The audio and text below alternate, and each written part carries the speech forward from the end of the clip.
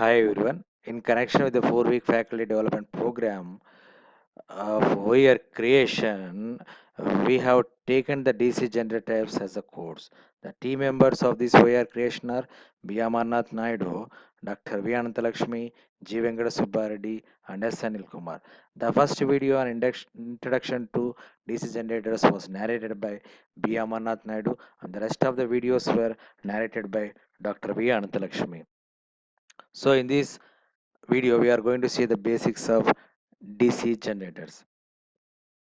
A DC generator is going to have mechanical input from a prime mover, which may be a motor, uh, and electrical power output.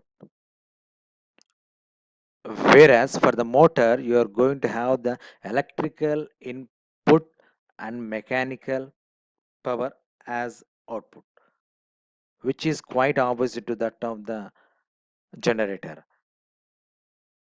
Coming to the working principle of DC generator, we already know the electrical generator is a machine which converts mechanical power to the electrical power. This is due to the production of dynamically induced EMF, which is explained by Faraday's laws of electromagnetic induction. So let us see the Faraday's first law. It states that when a magnetic field linked with the conductor changes, an EMF is induced in that conductor, or when a conductor cuts the magnetic field, an EMF is induced in that conductor. So whenever the flux linking with the conductor is going to vary, then EMF is going to be induced in that conductor. Consider a single turn coil. When it is rotated in the magnetic field, EMF is induced in that coil. So here is a single turn coil which is going to have the two sides, which was placed in between the two magnetic poles. One is the north pole and next one is the south pole, where the magnetic field is going to move from north to south. So whenever this coil is parallel to the magnetic field, there will not be any EMF induced in this coil, because the coil side is parallel to the magnetic field.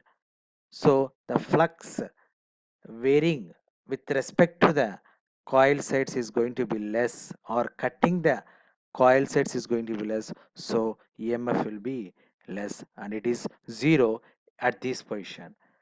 When the coil which was placed in this magnetic field is rotated about its axis, then the flux linking with that coil is going to be vary, then the EMF is also going to be vary, and it is going to be more whenever it is comes to the position perpendicular to its previous position. So when a coil is rotated to the point perpendicular 90 degrees to the magnetic field, maximum EMF is going to be induced in that coil.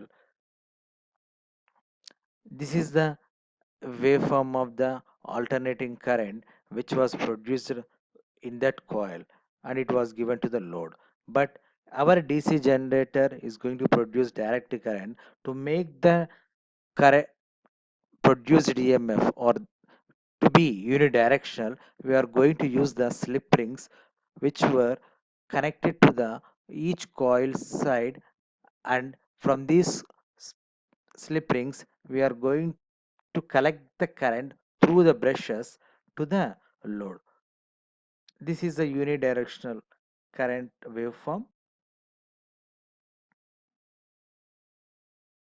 These are the simple figures of the DC generators which were realistically used in everyday life. This is a series generator and this is a shunt generator, and the remaining part of the DC generators were clearly explained in the next videos. Thank you.